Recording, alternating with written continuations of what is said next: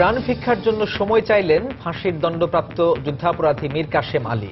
কাশিমপুর কারাগারে দেখা করতে যাচ্ছে পরিবার। রাজধানীতে উইলস লিটলের শিক্ষার্থী রিশা হত্যাকাণ্ডের মূল আসামি ওবায়দুল নীলফামারী থেকে গ্রেফতার।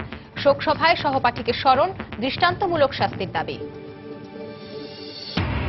সৌদি আরব লেবাননের পর এবার শ্রমবাজার খুলে দিতে কাজ করছে মালয়েশিয়ার সরকার। শিগগিরই আসতে পারে ঘোষণা, কর্মী পাঠাতে প্রস্তুত প্রবাসী কল্যাণ মন্ত্রণালয়। ঈদে রেলের আগাম টিকিটের জন্য স্টেশনে প্রত্যাশীদের দীর্ঘ লাইন। দুপুরের আগেই শেষ হয়ে যায় 9 সেপ্টেম্বরের টিকিট।